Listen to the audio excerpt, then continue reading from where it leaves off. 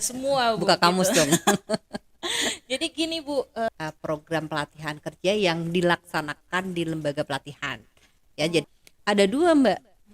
Jadi kalau misalnya yang memang masih muda, masih segar gitu.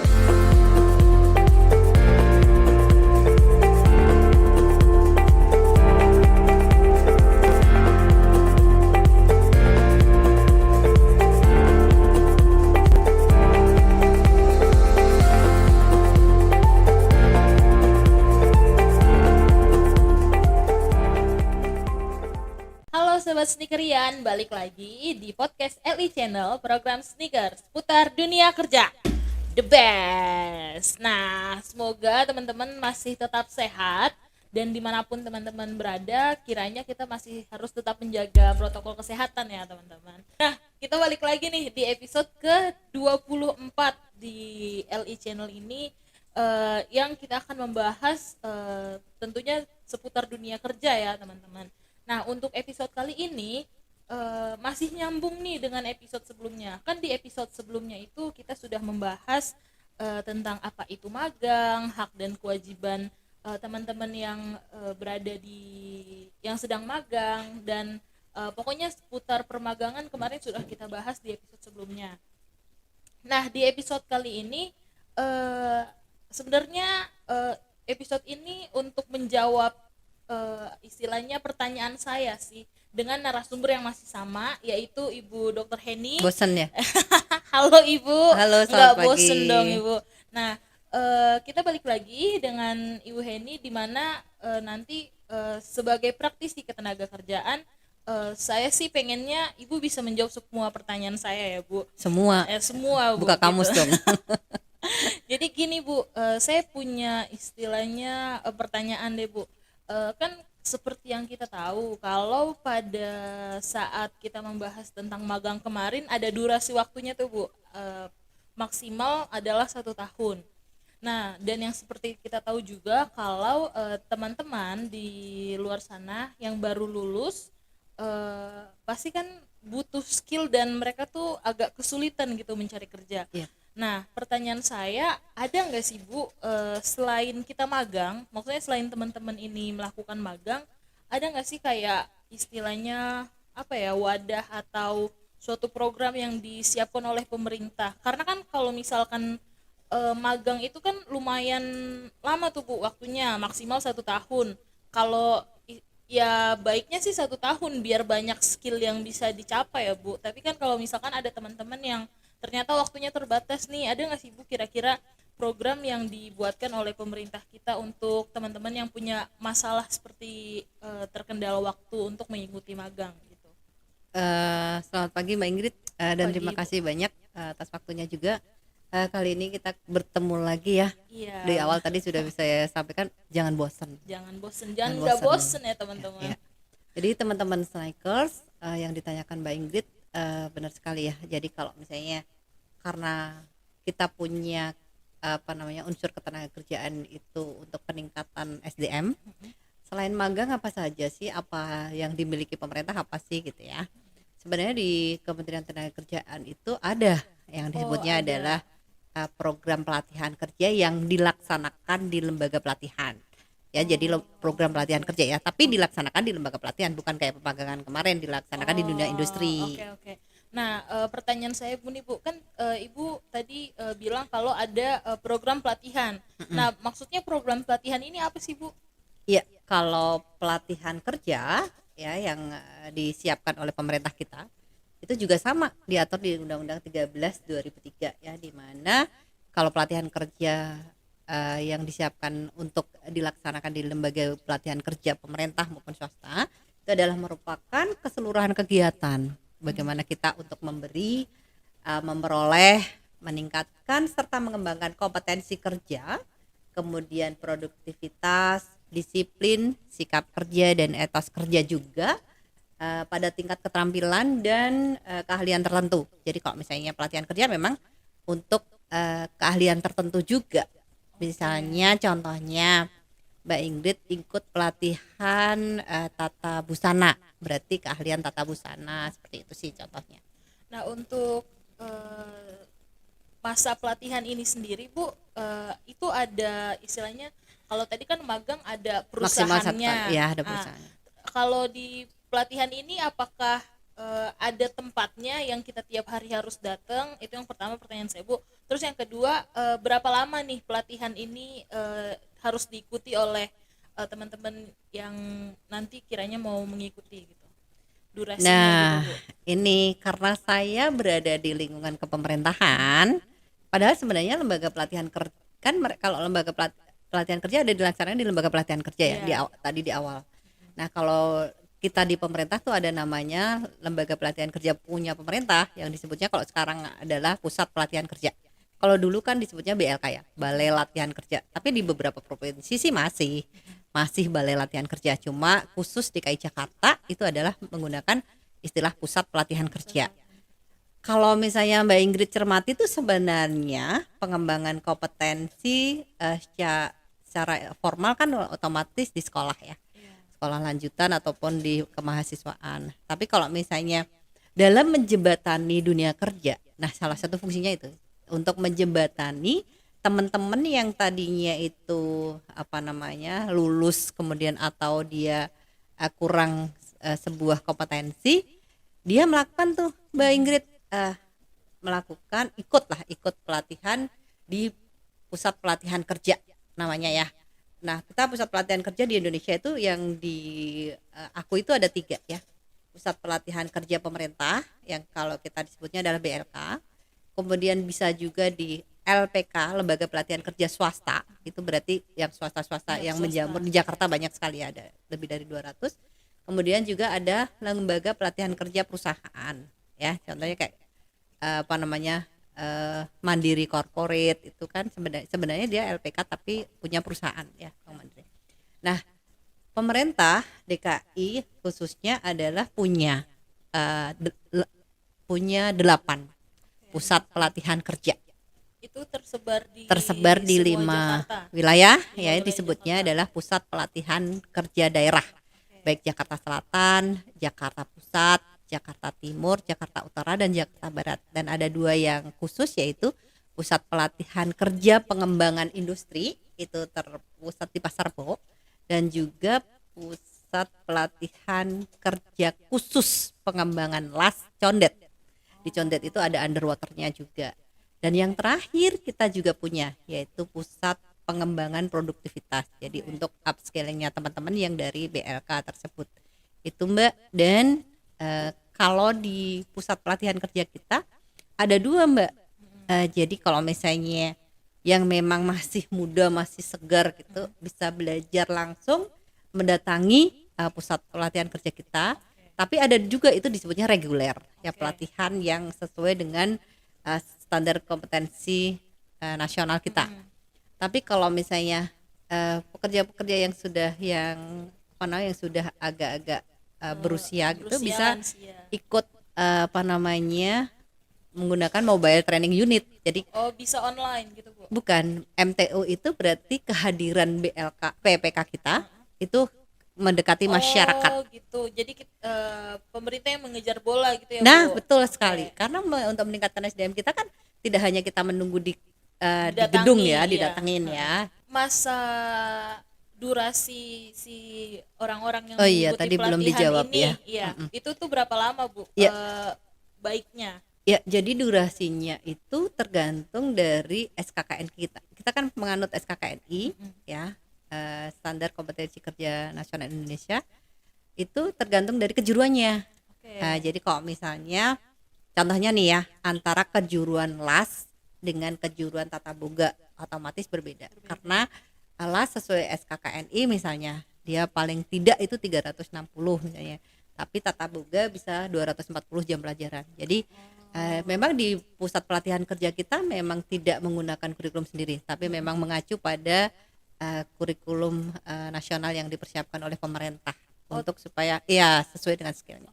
360 itu tadi dalam satuan jam ya Bu? Jam pelajaran. Jam pelajaran Iya. bukan hari ya? Jam, oke. Nah, minimal itu ya Mbak ya. itu minimal Tapi ya? ada yang kayak misalnya underwater kan lebih lama ya. Saya juga kurang hafal berapa ya. Nah, kalau boleh tahu nih Bu, secara keseluruhan tuh ada berapa kejuruan sih sebenarnya kejuruan pelatihan yang disediakan oleh pemerintah kita? Jumlah kejuruan yang ada di PPK kita, Pusat Pelatihan Kerja, saya singkat dengan PPK ya, itu ada 30 kejuruan untuk reguler ya Banyak yang juga ya? dilaksanakan di tempat. Tapi kalau yang untuk MTU ada 15 kejuruan. Jadi kan nggak mungkin gitu. juga semuanya bisa dibawa lewat mobile training unit ya. Mobile Iya, training iya, unit iya. itu Oke. karena kita mendekati masyarakat, maka peralatan yang bisa di dalam satu bus, bentuknya kan nanti bus ya, Oke, dan oke. belajar di situ. Tapi kalau yang di kelas kayak underwater kan nggak mungkin juga Iya. belajar di situ. Jadi makanya ada 30 yang reguler yang kita laksanakan di Pusat Pelatihan Kerja, dan ada 15 yang untuk MTU-nya. Jadi yang Mbak tanyakan sama tuh persis. Apakah sama teknik pendingin jamnya dengan barista? Otomatis beda. Jadi kita disesuaikan dengan SKKNI kita. Sama teknik yang dari setiap pelatihan itu ya Bu, skill yang seperti apa yang dibutuhkan itu disesuaikan gitu ya? Iya betul. Jadi kalau misalnya kalau reguler itu terkait dengan misalnya contoh ya, pelatihan teknik sepeda motor gitu. Di reguler otomatis jamnya berbeda. Misalnya kalau misalnya dia bisa sampai servis kendaraan ringan tapi komplit. Mungkin kalau MTU kan kendaraan ringan yang sederhana ya, karena kan alatnya juga terbatas kan, nggak mungkin juga iya. dibawa semuanya, seperti itu sih. Oke, baik Bu. Nah, kira-kira untuk program pelatihan ini Bu dikenakan biaya nggak sih Bu, atau ada biayanya? Nah itulah hebatnya kita di apa namanya, masyarakat, teman-teman tuh yang pengen memperoleh tentunya yang gratis ya di biaya pemerintah. Ya silakan aja daftar ya, mengikuti yang memang BLK milik pemerintah ya, yang ada 8 tadi untuk Jakarta. Jadi itu gratis Gratis. semuanya, baik bahan maupun makan siangnya itu gratis, dan sampai uji kompetensinya juga gratis. Jadi tidak ada dipungut biaya saat speser ponnya. Speser pun. Dan keuntungannya banyak loh Mbak Ingrid, kalau misalnya, karena apa, teman-teman di BLK kita kebanyakan itu sudah mempunyai jejaring dengan perusahaan. Jadi punya keuntungan double berarti ya, selain peningkatan kompetensi, karena teman-teman di BLK juga punya jejaring di perusahaan. Jadi pada saat dia lulus kompetensi di Pusat Pelatihan Kerja kita, dia tinggal mendaftar tuh ke jejaring-jejaring yang dimiliki oleh Pusat Pelatihan Kerja kita. Misalnya contoh nih ya, Pusat Pelatihan Kerja Pasar Bo nih contohnya ya, dia punya jejaring dengan misalnya dengan gitu. Pada saat dia belajar tentang ke mobil listrikan misalnya ya, yang sekarang lagi ini, dia tidak perlu mendaftar lagi ke yang lain-lain gitu. Jadi semakin sempit dia bisa melihat. Jadi berarti dah, karena Pusat Pelatihan Kerja ini bekerja sama dengan perusahaan X. Sorry tadi saya nyebut nama. Sorry, maaf banget. Perusahaan X. Jadi maka dia tinggal mendaftar di situ. Kan itu berarti apa? Teman-teman yang belajar di Pusat Pelatihan Kerja memperoleh atau menjadi jembatan kan, Pusat Pelatihan Kerja kita untuk dia memasuki dunia kerja, atau dia akan berwirausaha. Kebanyakan sih kalau yang MTU itu kebanyakan mereka yang berwirausaha. Karena apa? Yang didatengin kita misalnya di RT atau di kelurahan X gitu ya. Kemudian dia pelatihan tentang tata boga gitu, diajarin masak segala macam gitu ya. Dan kebanyakan juga mereka akan ada yang teman-teman yang udah usia korban PHK gitu, dan lain-lain. Itu biasanya dipacu dengan untuk lebih ke arah kewirausahaan. Biasanya dibantu. Dan jangan khawatir juga bagaimana cara berwirausaha, teman-teman juga akan diajarkan. Nah ini Bu, pertanyaan saya, jadi kan BLK ini kan punya istilahnya mitra perusahaan-perusahaan ya, yang nanti bisa dituju oleh teman-teman yang sudah menyelesaikan pelatihannya. Tapi kalau misalkan mereka tidak melamar di perusahaan mitra BLK ini, bolehkah Bu, atau harus di perusahaan tersebut? Boleh banget. Terbuka, berarti pilihannya banyak ya Bu. Iya, tapi boleh banget. Untuk memperkecil pencarian mereka, lebih baik cari yang sudah bermitra dulu gitu. Iya, dan itu boleh banget. Jadi kalau misalnya Mbak Ingrid ya kan, Mbak Ingrid ternyata sudah ngincer nih kan. Saya kayaknya punya angan-angan saya menjadi apa namanya tenaga ahli di bidang X gitu. Iya. Terus kemudian Mbak Ingrid mendaftar di salah satu pusat pelatihan kerja kita. Udah selesai, kemudian uji kompetensi, lulus dong, Iya. sertifikat BNSP-nya dikeluarkan. Mm-mm. Terus Mbak Ingrid apa namanya mitra kita itu adalah perusahaan Y. Mm-mm. Tapi kan jauh dari perusahaan Y rumah saya. Saya maunya perusahaan A. Boleh banget. Gitu ya, Boleh Bu. banget dan Oke, itu oke. malah dianjurkan banget. Jadi manfaat kita jadi terasa gitu. Mereka mampu berdaya saing Oke. dengan teman-teman yang lain. Oke, nah kan berarti pelatihan ini cukup banyak membantu ya Bu, kalau dari banyak istilahnya banyak eh, kejuruannya gitu, banyak kejuruannya berarti kan sangat membantu teman-teman yang butuh skill atau ingin upskill mereka. Nah, untuk info terkait pelatihan ini Bu, kira-kira apakah itu dibuka tiap bulan atau setahun 2 kali atau maksudnya bukan durasi pelatihan ya, kayak dibukanya tuh dalam 1 tahun berapa kali, terus cara cara kita mendaftar untuk ikut pelatihannya itu gimana Bu gitu. Yep. Masing-masing kejuruan berbeda tadi ya jam Iya, pelajaran. Jadi memang di pusat pelatihan kerja kita ada yang dalam 1 tahun itu 3 angkatan. Oke. Berarti otomatis di kepala kita pelaksanaannya pasti satu periode itu satu angkatan di atas 3 bulan kan. Iya. Ada juga yang sampai 4 angkatan yang mereka butuh jam pelajarannya lebih sedikit.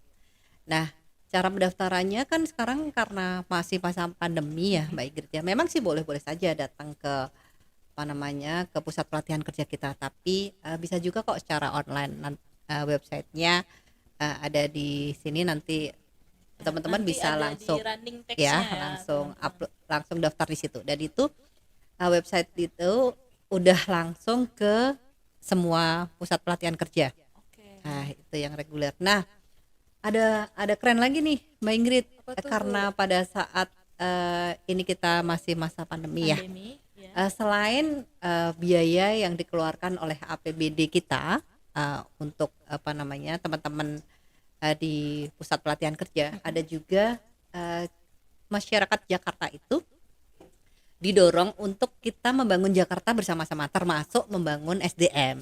Nah, Pak Gubernur sendiri kan sudah menyampaikan bahwa Jakarta ingin menjadi kota kolaborasi, termasuk kolaborasi membangun SDM kita. Jadi termasuk bagaimana kita memecahkan teman-teman untuk meningkatkan SDM kita. Yang disebutnya adalah kolaborasi. Kalau di kita ketenagakerjaan berarti kolaborasi ketenagakerjaan. Dan kolaborasi ketenagakerjaan juga di situ bisa Mbak Ingrid daftar pelatihan kolaborasi apa yang saat ini sedang berjalan, itu juga bisa daftar. Nanti di linknya, di link KSBB ketenagakerjaan juga kita sampaikan. Terus kemudian yang ketiga lagi, ada lagi nggak sih yang lain? Ada lagi tentunya. Dari Jacknaker ID juga ada. Kalau misalnya saya sudah selesai melakukan pelatihan kerja, saya ingin cari lowongan kerja, itu juga bisa langsung upload di sana. Jadi fungsinya banyak sekali tentang kita sudah di pelatihan kerja. Jadi ada istimewanya lagi yang tidak kalah penting. Kalau kita belajar di pusat pelatihan kerja, itu kita bisa diskusi dengan instrukturnya kapan saja. Berarti kayak private kan? Private Iya, kayak lesson private gitu itu ya, untungnya Bu. banget. Iya. Oke, berarti memang banyaklah fasilitas yang sudah disediakan dari pemerintah kita untuk menunjang agar SDM-nya ini semakin berdaya ya Bu, Iya, semakin benar. oke lah skillnya. Oke Bu, satu pertanyaan terakhir deh. Kan tadi sudah dijelasin nih kalau pelatihannya itu ada banyak. Nah sebenarnya untuk pelatihannya sendiri itu atau di BLK itu apa aja sih Bu yang didapetin gitu, apa aja yang bakal didapatin sama teman-teman yang mengikuti pelatihan itu? Oke. Sebenarnya kan kalau di pusat pelatihan kerja itu ada 3, Mbak Ingrid. Mungkin banyak juga yang belum tahu ya. Dianggapnya kalau di BLK itu selalu pelatihan dasar semua. Padahal sebenarnya di pusat pelatihan kerja itu ada 3 juga sama. Skilling, berarti dia dari nol tidak tahu apa-apa Jadi tahu. menjadi tahu. Kemudian upskilling, dari dia tahu sedikit ya, misalnya saya baru bisa jahit manual, dia menjahit, memotong, mendesain. Kemudian atau dia reskilling misalnya ada perubahan proses baru, ada kayak sekarang lah ya, proses pembelajaran baru kan berarti reskilling ya. Itu reskilling. Nah, yang dilakukan apa sih teman-teman yang mengikuti pelatihan di pusat pelatihan kerja? Dia dapat dua juga sama. Dapat hard skill, dapat juga soft skill. Jadi soft skillnya itu seperti disiplin, kemudian cara berkomunikasi, cara berwirausaha, cara itu juga ada. Tapi selain itu juga teknik otomatis, berarti hampir sama dong dengan yang episode sebelumnya ya. Nah, kalau episode sebelumnya kan memang langsung terjun langsung. Kalau ini masih on class, tapi memang ada pelajaran hal itu soft skill maupun hard skill. Nah, oke. Mungkin ini deh Bu, terakhir banget. Kan tadi banyak banget nih benefit dari pelatihan ini yang bisa didapatkan oleh masyarakat ya Bu. Kira-kira kayak tadi kan Ibu di running text kita ini kan ada link buat mendaftarkan diri kalau mau mengikuti pelatihan. Tapi kalau misalkan saya tertarik tapi nggak mau mendaftarkan diri dulu, maunya coba lihat-lihat dulu, itu ada nggak sih Bu Instagram atau hotline yang bisa cek sama teman-teman sneakerian di rumah terkait pelatihan dari pemerintah ini? Mantap nih, langsung mantap ya. Bukan hanya Dinas Tenaga Kerja sih sebenarnya yang punya ya. Jadi kalau teman-teman pengen tahu terkait dengan pusat pelatihan kerja, bisa langsung di Instagramnya Dinas Tenaga Kerja. Itu setiap aktiviti teman-teman yang ada di pusat pelatihan kerja juga. Tapi pusat pelatihan kerja baik utara, pusat pelatihan kerja barat, timur, selatan, dan pusat itu juga punya Instagram. Jadi tinggal aja PPKD pusat, PPKD timur seperti itu. Dan juga PPKPI Pasar Rebo, Las Condet, P3D itu semuanya punya Instagram dan juga bisa diakses juga di Facebook. Bahkan ada teman-teman juga loh yang kalau misalnya pengen ngelihat seberapa sih pelatihan kita, apa aja sih, misalnya contoh saya pengen lihat dong pembelajaran di pusat pelatihan kerja, cari aja YouTube-nya. Sudah ada juga di YouTube-nya. Jadi ternyata informasinya banyak ya teman-teman, bisa dicari di berbagai platform. Nah, oke Ibu, terima kasih banyak nih Bu atas infonya. Jadi ini teman-teman sneakerian tuh jadi punya banyak pilihan Bu. Mau magang takut kelamaan, ya udah deh pelatihan aja, atau kalaupun nggak mau pelatihan bisa magang, dan banyak info-info yang oke banget yang bisa teman-teman dapatkan di sini. Nah, terima kasih Ibu Heni atas boleh satu waktunya. lagi? Oh, boleh Ibu. Yang penting adalah pada saat kita mau menetapkan, kita sudah punya angan-angan nih, kita mau punya target seperti apa kedepannya gitu ya Bu. Nah, untuk mengembangkan atau meningkatkan kemampuan diri kita ya, baik itu keterampilan. Makanya kan kalau misalnya sudah kompeten dimanapun untuk bersaing di dunia luar kan bisa, dunia kerja kan bisa, mau berwirausaha juga bisa. Tinggal di mana kita mau berpijak kemana gitu. Nah, keren banget kan teman-teman. Jadi pokoknya buat teman-teman nggak ada lagi nih galau-galau antara magang atau pelatihan atau magang. Pokoknya informasi ini boleh teman-teman olah, teman-teman pergunakan sebaik mungkin. Nah, untuk episode hari ini kita juga harus selesai sampai di sini, tapi tetap ikutin terus LI Channel karena akan banyak banget informasi-informasi seputar tenaga kerja yang akan terus menemani hari-hari teman-teman. Oke, sampai